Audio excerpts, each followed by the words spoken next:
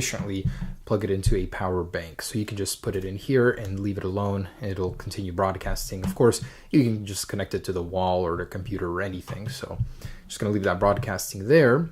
And on my other iPhone, I'm going to connect to it once again. So once you are connected to the network that this creates, you're gonna go to this IP, and this is the interface you're gonna get. So once you scan over here, it'll tell you which networks are in your area.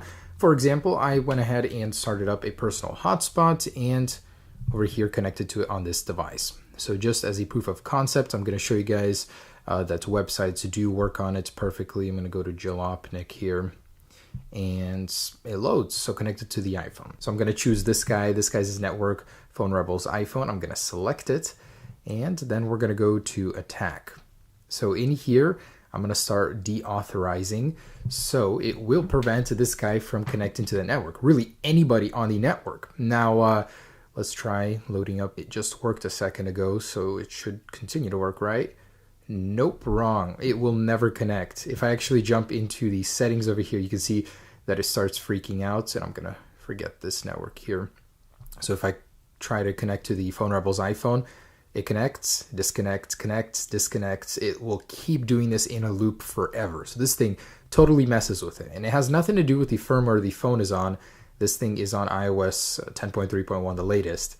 It's all about the Wi-Fi network. Now, it's a hole that has been patched by 802.11w standard, but so few routers actually use it. So this will work on like 90 to 95% of connections in public, Starbucks, really anywhere. And it's kind of scary how prevalent it is. So you won't be able to connect. Should I decide I want to end the torture, I'll click stop and it will connect to the network successfully and begin loading as it should.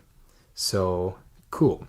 Now you can take this even further by doing this. So let's say I want to, mess with the person. So I'm going to start a beacon list to confuse them. So down here, I'm just going to go ahead and click random. I'm going to create 64 fake Wi-Fi networks.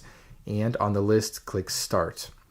So if I do run the disconnect to deauthorize command and they go to check on their Wi-Fi to see what's going on, this is what they're going to see. They're literally going to see like a cluster of fake Wi-Fi addresses here. And the longer your phone scans, the more it'll find. So it can be really, really frustrating what you can do with this thing. You can really, really mess with someone.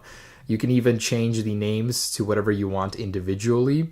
So if you want to target that person specifically and tell them mean messages through here, you definitely can. Let me do that. So I'm going to add a name, say Peter, you idiot.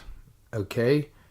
And now that that's on the list, it should be transmitted through the chip to any other iPhone on here. See right there, Peter, you idiot.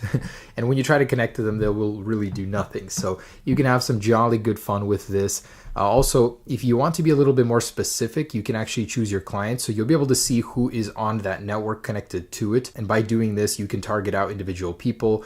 Just by having nobody selected, it'll target everyone by default. So essentially, you walk into your class at college or something, and you can block everybody out of Wi-Fi using this little chip. That's kind of scary. So that's just about it, what you guys can do with it. And if you really want to be mean, you can do it to anyone. The thing is, it doesn't matter if you have the passcode to the network or not.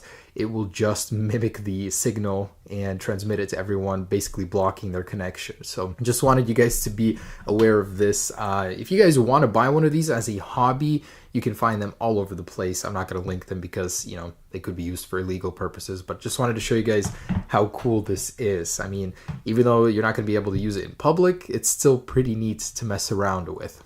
So $5, you can really mess up someone's day. The reason these things are even illegal is because this can block the signal going to emergency services or something like that. And really the FCC doesn't want that to happen. So it's more of a safety thing than anything else. So guys, hope you enjoyed this little look at a Wi-Fi jammer for your device. Super cool, super evil, and super illegal. Peace.